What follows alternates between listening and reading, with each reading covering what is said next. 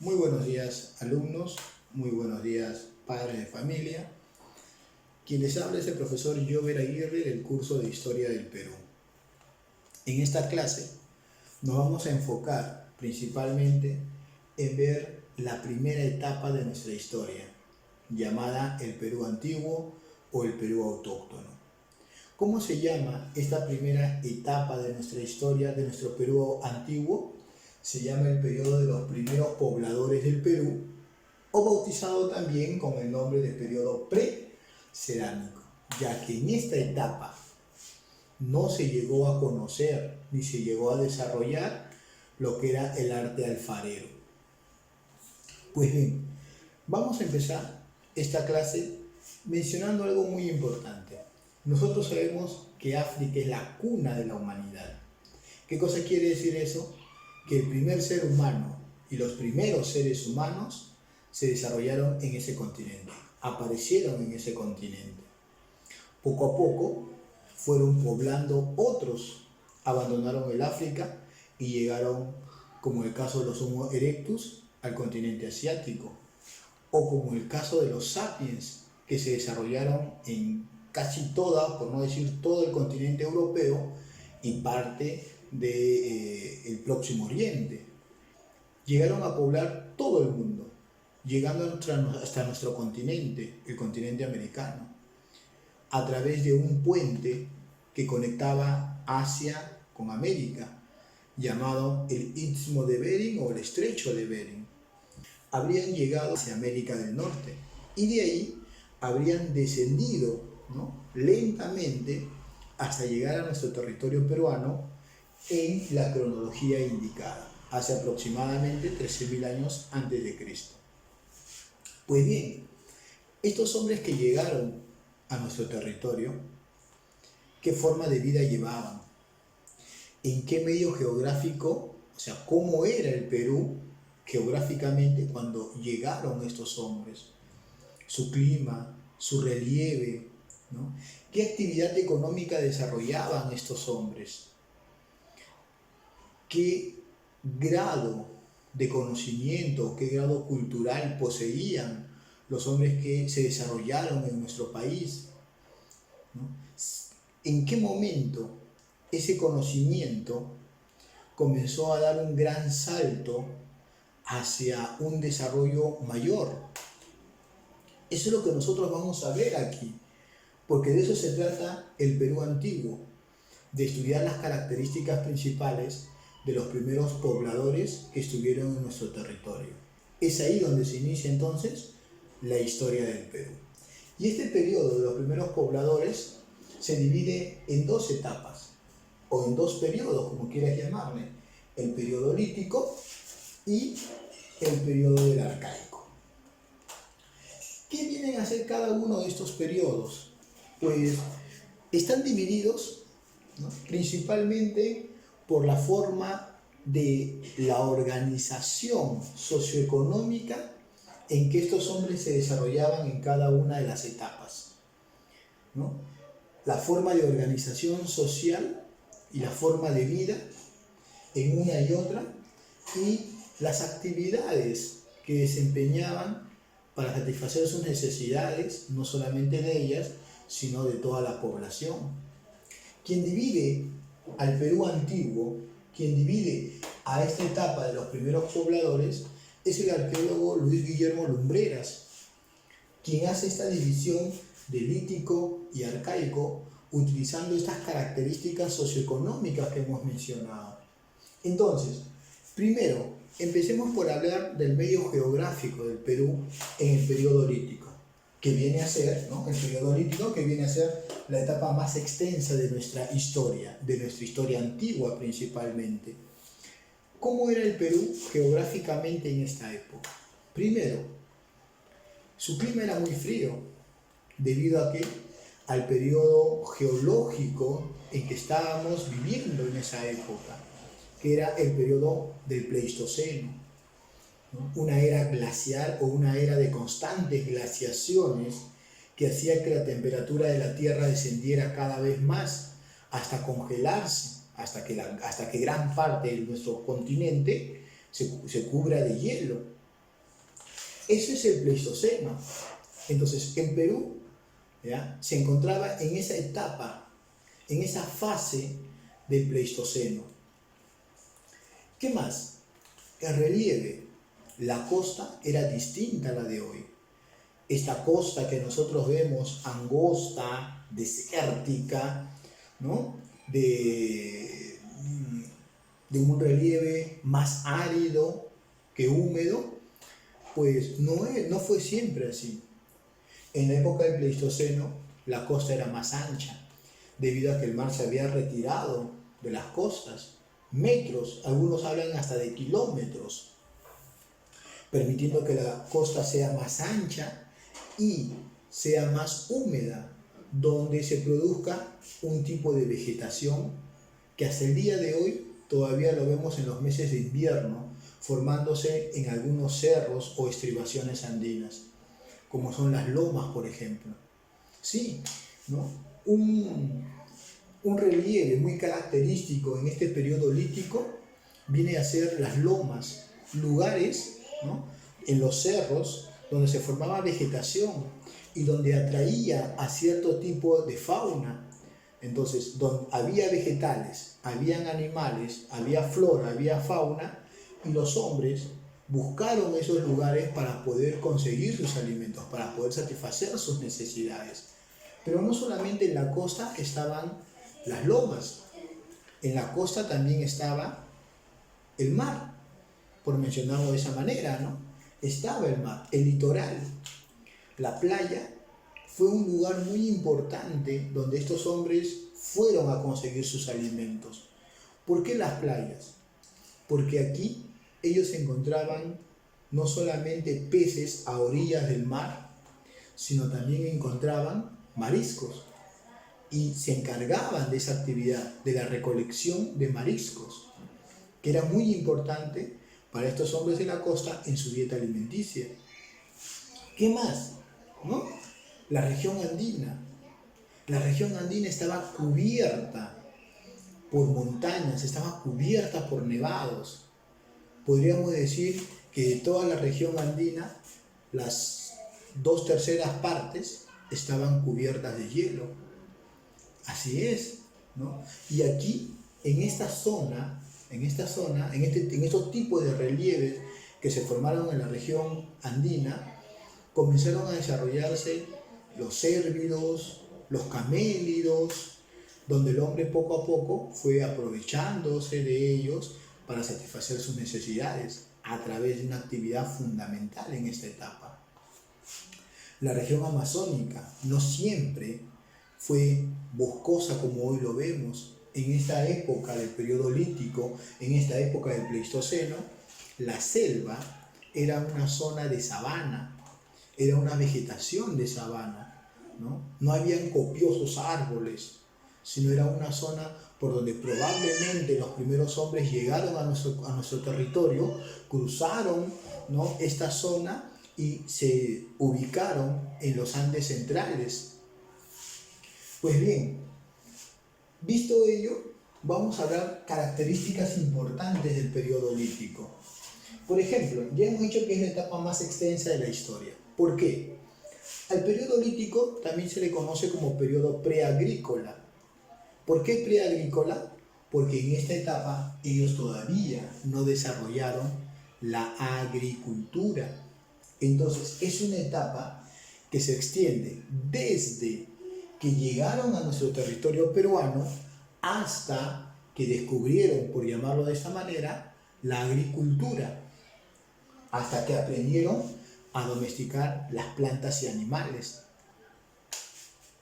Abarca desde la llegada de los primeros habitantes a los Andes hasta antes de la aparición de la agricultura y de la ganadería, como hemos mencionado.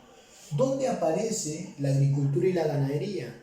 ¿Dónde estos hombres comienzan a domesticar sus plantas y animales? ¿Dónde van pasando de una economía parasitaria a una economía productiva? ¿Dónde? Aquí, en el periodo del Arcaico, que ya lo vamos a ver. Características. Su economía, la economía de estos hombres, de estos primeros pobladores, fue una economía de subsistencia. Otros le llaman economía parasitaria, economía predadora o depredadora, pero nosotros vamos a llamarla economía de subsistencia. El hombre cazaba para satisfacer sus necesidades básicas, que era el de la alimentación, no solamente de él, sino de todo su grupo. ¿Correcto? Ahora, cazaban con el día a día. No tenían un conocimiento de almacenar lo que ellos cazaban, de guardar, ¿no? Ellos sobrevivían el día a día.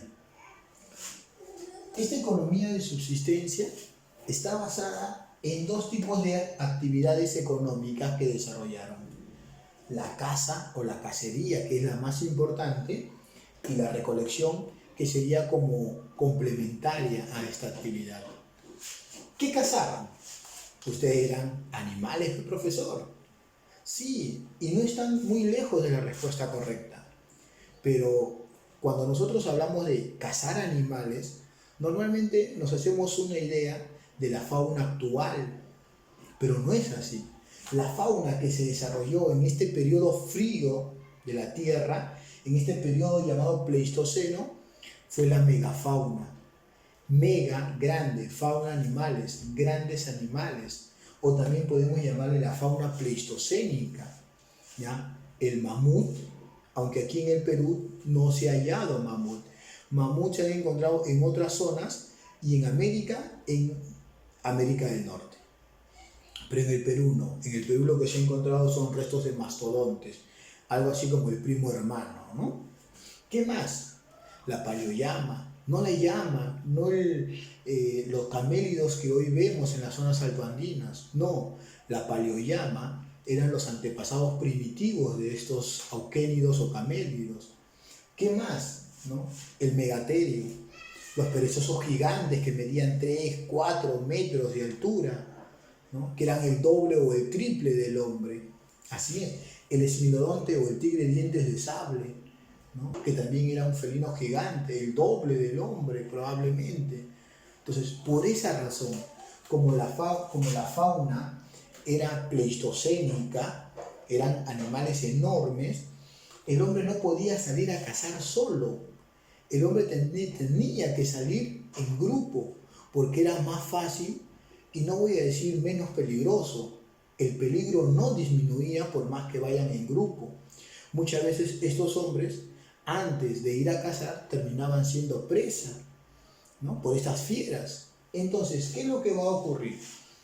Esta necesidad de proveerse de alimentos y de enfrentarse a una naturaleza tan agreste, a una fauna tan silvestre, ¿no? A una fauna no domesticada, salvaje, llevó a que estos hombres se organizaran en grupos de 10, de 20, de 30. A esa forma de organización nosotros le llamamos las bandas. La recolección, recolectaban raíces, recolectaban frutos, y ya hemos dicho que en las playas recolectaban mariscos para complementar su dieta alimenticia. Es más, diríamos que en la costa, la dieta principal no era la caza de megafauna, sino era la pesca y la recolección de mariscos.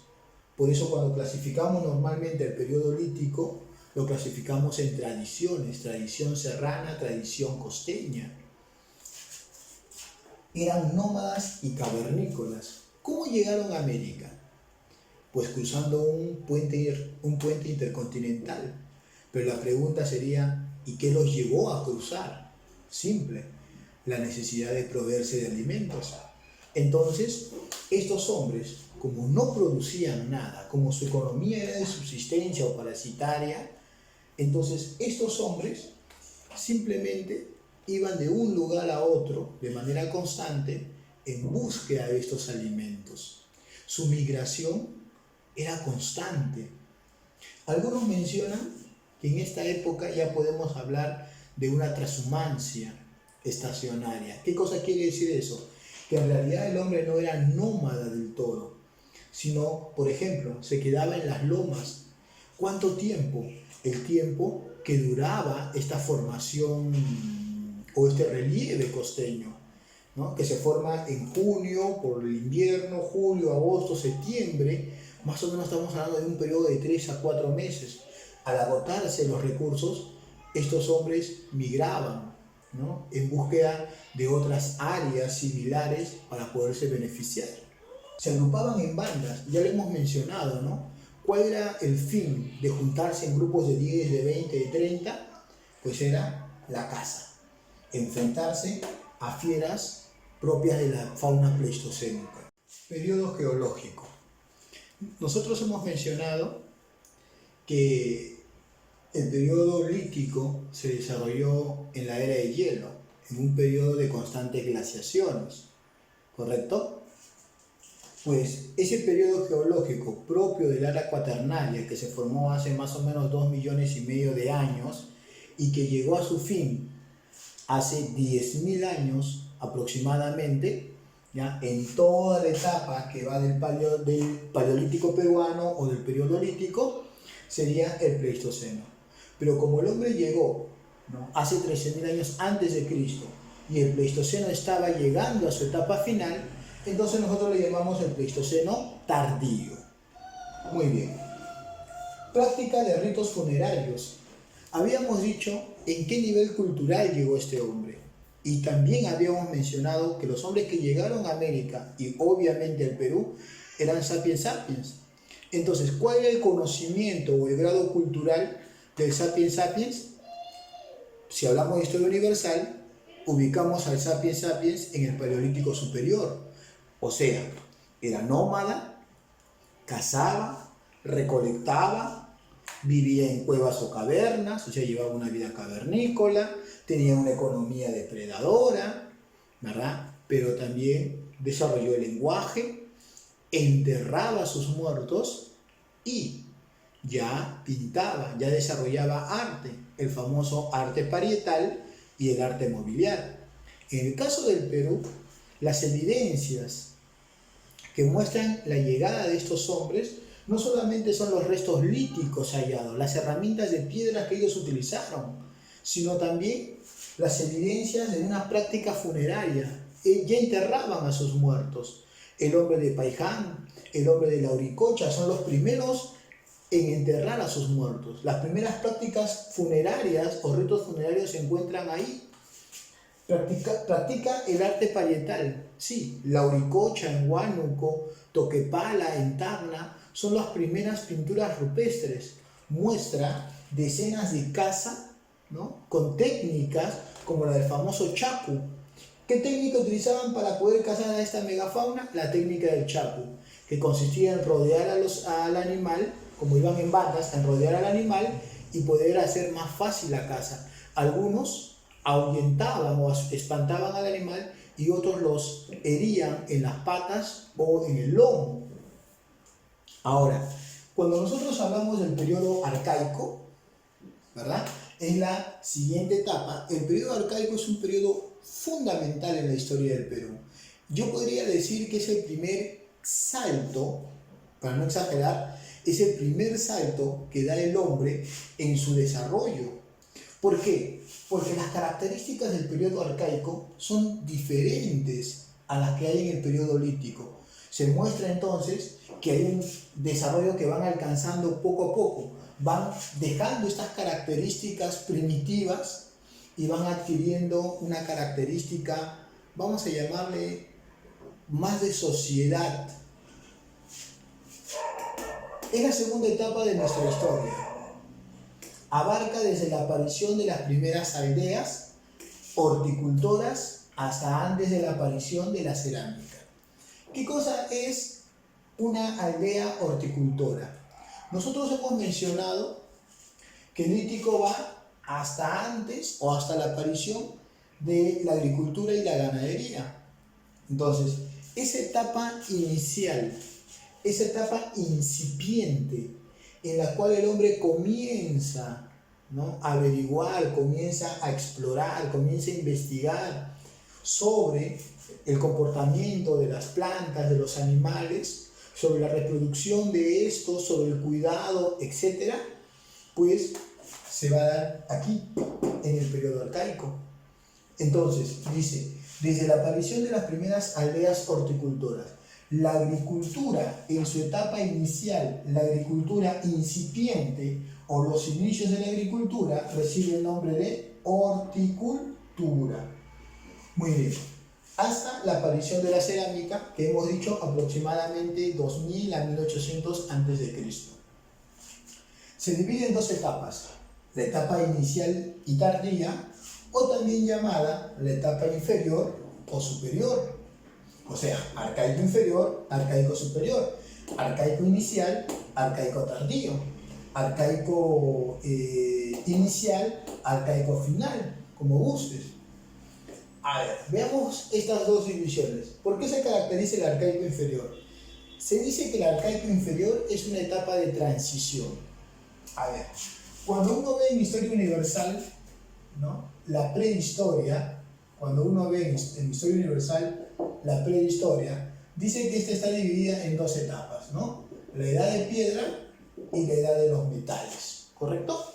La edad de piedra, que es lo que más o menos nosotros estaríamos comparando con la historia del Perú, está dividido en dos, que viene a ser el Paleolítico y el Neolítico.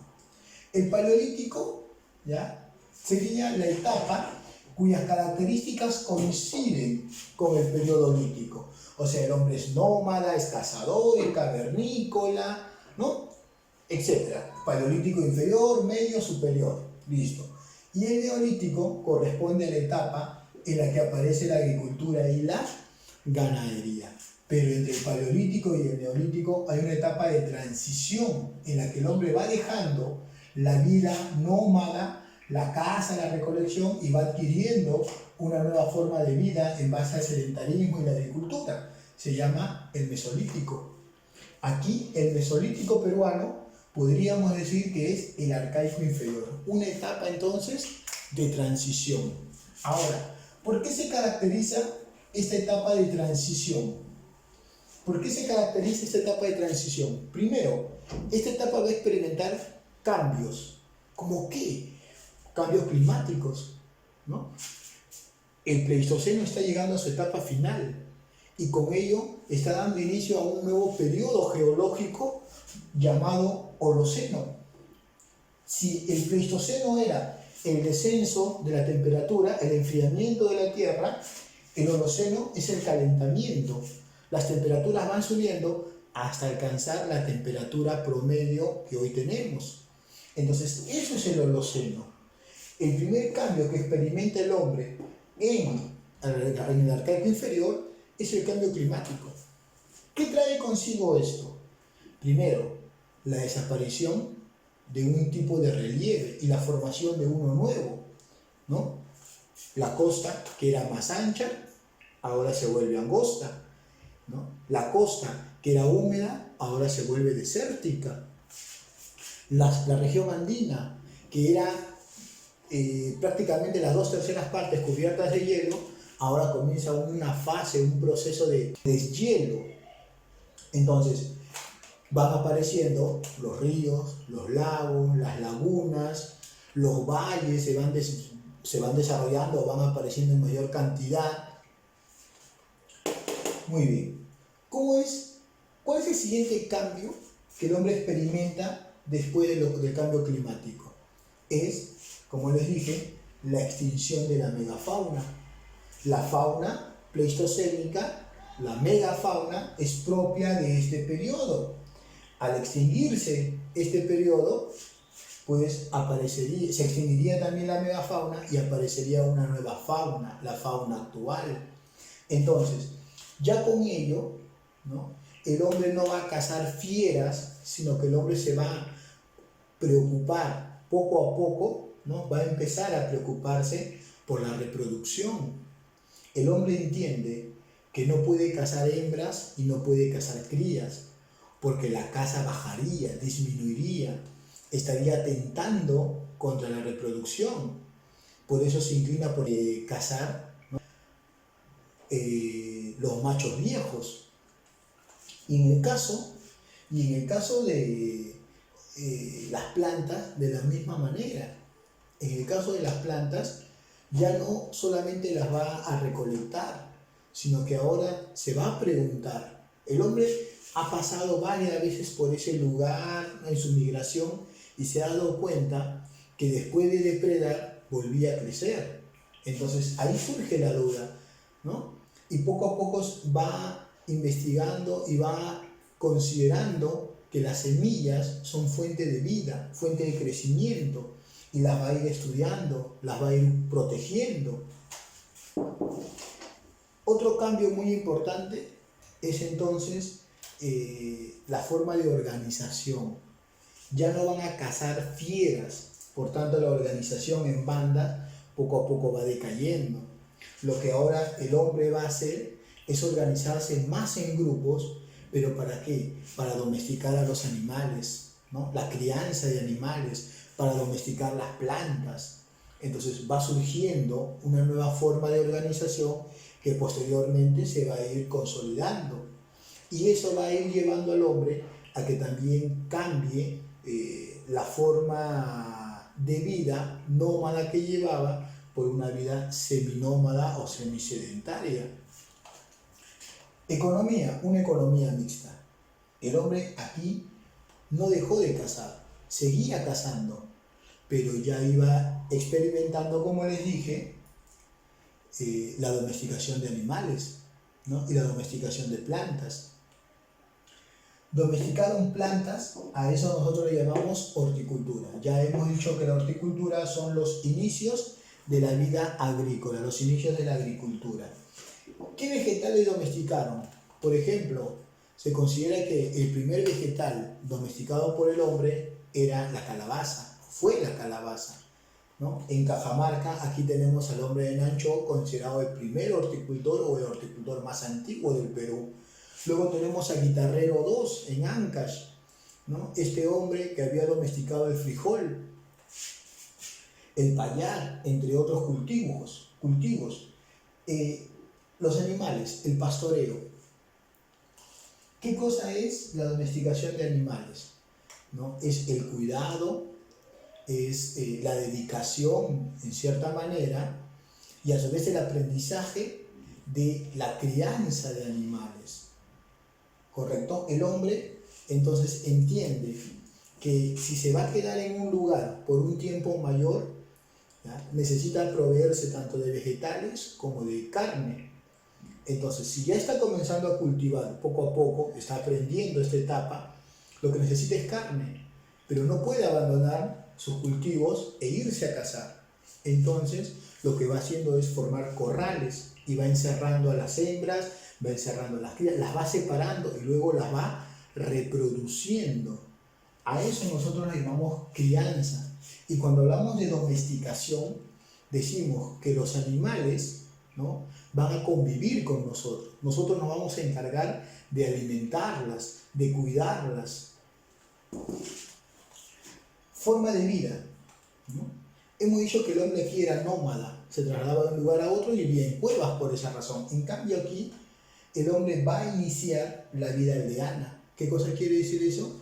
Va a comenzar a construir sus chozas semicirculares, por ejemplo, como las de Chilca, ¿no? Chozas cerca a lugares fértiles, donde estaban sus cultivos, probablemente los valles. La vida aldeana, ¿no?, se dice que pudo haber empezado en la costa. ¿Por qué en la costa? Porque era el área geográfica donde el hombre tenía más acceso a los alimentos, probablemente de manera más fácil y de manera constante. Y lo que llevó al hombre a convertirse poco a poco en un seminómada o en un semisedentario. Y por último, el arcaico superior, que es algo así como la etapa avanzada del arcaico inferior. Acá se inicia y acá se desarrolla, aquí se impulsa. Por ejemplo, la economía ya no es mixta, el hombre ya no caza y no va aprendiendo. Ahora el hombre dejó definitivamente la caza para dedicarse a la agricultura y a la ganadería.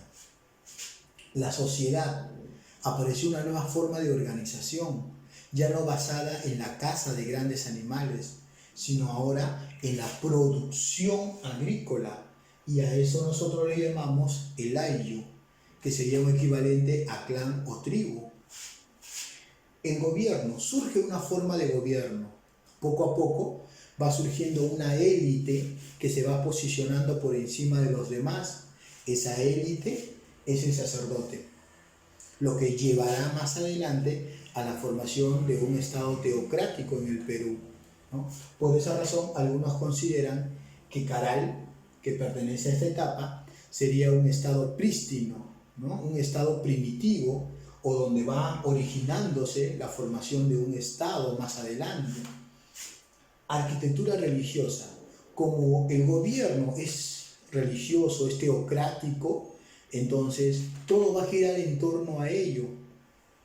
La arquitectura religiosa, cuando hablamos nosotros, hablamos de construcciones de templos o de centros ceremoniales, que no solamente tienen esta función, ¿no? Una función religiosa o de adoración, sino también podrían tener una característica o una función astronómica. Recuerda que aquí surgen las sociedades especialistas, y una de estas sociedades especialistas son los astrónomos, quienes se van a encargar, ¿no?, de estudiar el tiempo, el clima, y a través de ello van a adquirir poco a poco el poder que los va a representar ante la sociedad. Entonces, los templos y los centros ceremoniales estaban construidos en lugares estratégicos, no solamente como centros de adoración y centros rituales, sino también como centros de observatorio. Y obviamente toda esta característica aceleró la vida del hombre hasta llevarlo a convertirse en un sedentario, en un poblador estable. Entonces, del periodo lítico, que llevaba una vida basada en una economía de subsistencia, se pasó a una economía productiva, ¿no? De una vida nómada y de vivir en cavernas, se pasó a una vida sedentaria, estable, donde el hombre comenzó a vivir en chozas, comenzó a organizarse en grupos y comenzó a llevar la vida aldeana. De un periodo frío se pasó a un clima cálido, ¿no?, que permitió la formación del relieve actual de nuestro territorio. En este esquema vamos a poder ver los diferentes restos hallados de cada uno de estos periodos en casi todo el territorio peruano. Y vamos a empezar primero por el periodo lítico. ¿Qué restos importantes y dónde y por qué se caracterizan, ¿no?, en este periodo? Por ejemplo, tenemos al hombre de Pacaycasa. El hombre de Pacaycasa fue descubierto en 1969 por el estudioso Richard McNeish, ¿no?, y fue hallado en el departamento de Ayacucho. Sin embargo, hoy en día se pone en tela de juicio su existencia. Para Richard McNeish, el hombre de Pacaycasa tendría una antigüedad de aproximadamente de 20.000 años y sería considerado como los instrumentos líticos más antiguos del Perú, los instrumentos de piedra más antiguos hallados en territorio peruano. ¿Por qué hemos dicho que está en tela de juicio esto de aquí? ¿Por qué está en debate? Porque según los arqueólogos, como por ejemplo Augusto Cardich, Daniel Lavalle, Ducio Bonavía, Joaquín Narváez sobre todo, llegan a la conclusión de que, después de hacer una serie de análisis obviamente, llegan a la conclusión de que el hombre de Pacaycasa o este poblador ayacuchano se habría desarrollado en una zona sísmica, y esas cuevas, ¿de acuerdo?, son cuevas sísmicas, y debido a algún movimiento telúrico se debieron haber desprendido y debieron haber tomado forma de herramientas como si hubiesen sido talladas. Entonces, simplemente el hombre de Pacaycasa hoy ya no existiría como tal, y en su reemplazo se hablaría del hombre de Piquimachay I. El hombre de Guitarrero I. Cuando nosotros hablamos de guitarrero, normalmente siempre vamos a ver un guitarrero como horticultor en esta etapa. Sin embargo, Thomas Lynch encuentra indicios de que existió un poblador anterior a la etapa del arcaico temprano, del arcaico inferior, una etapa que correspondería al periodo lítico. Por eso le vamos a llamar Guitarrero I, que hoy en día, según estos arqueólogos mencionados anteriormente, tendrían la categoría de el primer habitante del Perú. fue descubierto en Ancash por Thomas Lynch. El hombre de Tacaway, encontrado en Moquegua, sus restos aún no están bien profundizados en su estudio, pero ya se habla del hombre de Tacaway como la evidencia más temprana en la costa, algo así como el primer poblador costeño. Chivateos, en el departamento de Lima, para ser exactos, en el distrito de Ventanilla, ¿no? Se le conoce también como el hombre del río Chillón. Aquí, Edward Laning, su descubridor, va a encontrar una cantera. ¿Qué es una cantera? Un lugar donde hay varios tipos de piedra o de roca, ¿no? Esperando terminar de ser talladas. ¿Qué cosa quiere decir esto?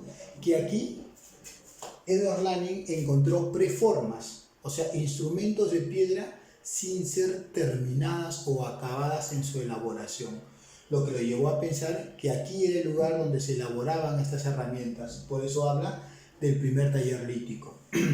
Toquepala, en el departamento de Tacna, descubierto por Miomir Bojovic y Emilio González. Aquí, estos estudiosos van a encontrar en la Cueva del Diablo, bautizado así por ellos, las primeras evidencias de arte rupestre en el Perú. Por eso decimos que Toquepala es el primer pintor de cavernas.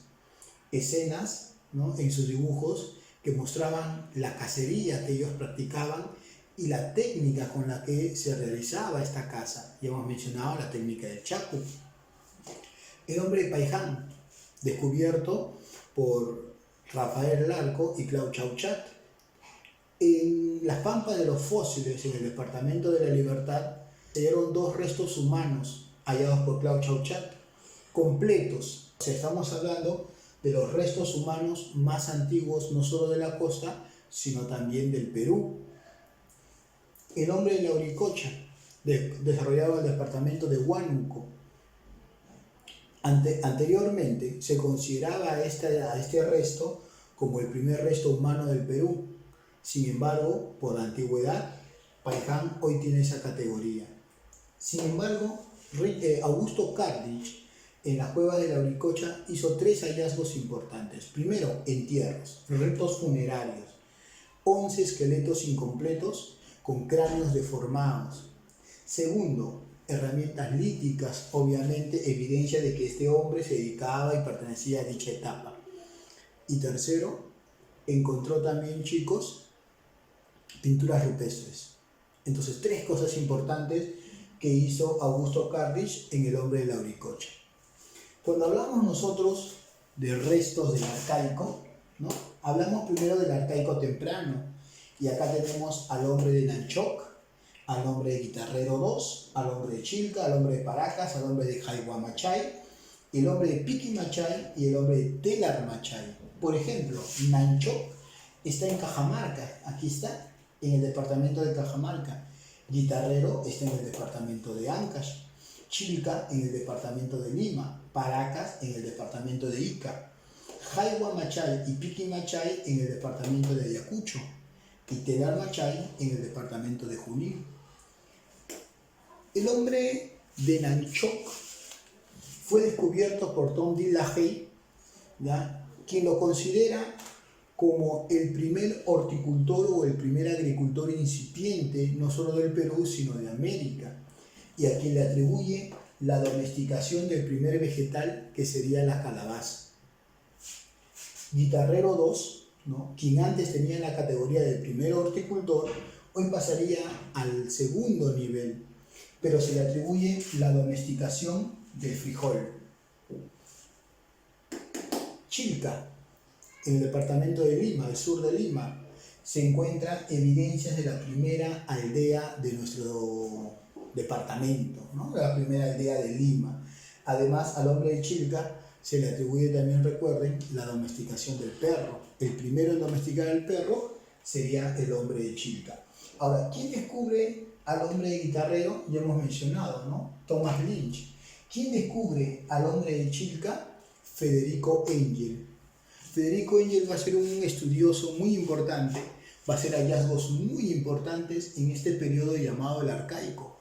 Por ejemplo, va a descubrir el hombre de Chilca, va a descubrir el hombre de Santo Domingo o de Paracas, va a descubrir en el arcaico tardío, ¿no? El hombre del paraíso, Cerro Paloma, entre otros más.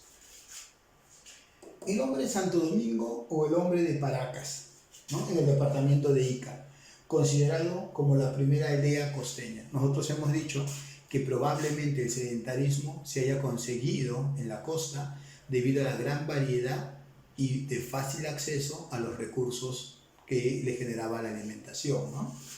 Es considerado el primer músico. Se encontró una flauta hecho de hueso de ballena, considerado entonces como el primer músico, pero también considerado como el primer pescador con redes. En el caso del hombre de Jaiwa Machay, se le atribuyó anteriormente el ser el primer pastor o el primer domesticador de camélidos.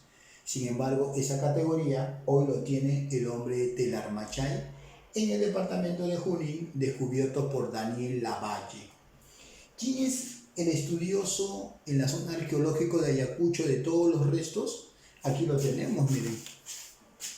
Es Richard McNeish. Por tanto, Richard McNeish debió haber descubierto también al hombre de Jaiwa Machay y al hombre de Piqui Machay. Este Piqui Machay sería una etapa posterior a esta, ¿no? Sería Piqui Machay II. Así es. Y es considerado como el primer cunicultor, el primer domesticador de cuyes en el Perú. Tenemos al hombre de Telar Machay, considerado hoy como el primer pastor de camélidos en el Perú. Camélidos o auquélidos. Luego también tenemos aquí en el arcaico tardío, ¿ya? Los restos principales del arcaico tardío. Los restos arqueológicos, porque recuerda que aquí hablamos de sedentarismo, hablamos de una arquitectura religiosa. Entonces lo que se va a hallar, más que restos humanos, son centros ceremoniales, monumentos religiosos. Por ejemplo, en el departamento de La Libertad, en Huacaprieta, Julius Wirth descubre el primer telar, un templo donde se practicó el primer telar, así como también se diseñó mates pirograbados, hechos probablemente de la cáscara de la calabaza, ¿ya? Huacaprieta está en el departamento de La Libertad. El Paraíso, o Paraíso, como quieras llamarle, también está en el departamento de Lima. Federico Engel encuentra aquí el primer monumento de la costa, así lo considera, ¿no? El primer monumento religioso de la costa. Tenemos en Huánuco al hombre de Cotox. El templo de Cotox, recuerda que todo esto son centros ceremoniales o templos. El templo de Cotox fue descubierto por Julio César Tello. Sin embargo, dentro de uno de estos templos, el estudioso japonés Seiichi Sumi descubre la primera escultura religiosa que más conocemos nosotros con el nombre de las manos cruzadas. Entonces, el templo, Tello; la escultura religiosa de las manos cruzadas, Seiichi Izumi. Cerro Paloma, también en el departamento de Lima, es considerado por Federico Engel como el primer arquitecto del Perú. Y tenemos al hombre de Caral, descubierto en 1994 por la arqueóloga de San Marcos, Ruth Shadi Solís. En 1996 empezarían sus estudios, lo que demostraría tiempo después, ¿no?, por planteamiento de Shadi, que nos encontraríamos ante la civilización más antigua de América. Mientras Mesopotamia y Egipto se desarrollaban en una de sus etapas iniciales, aquí en América, aquí en el Perú, también se iba desarrollando la primera civilización de los Andes, ¿no? Caral. Aquí hablamos de una arquitectura ceremonial, pero también de una arquitectura urbanística. Por eso hablamos de ciudad más antigua del Perú. Se dedicaba, estas sociedades, al ser sedentarias, eran netamente agrícolas. Pero recuerden que los pobladores de la costa nunca abandonaron su dieta basada en el marisqueo y en la pesca también. Muy bien, chicos, eso ha sido todo por el día de hoy.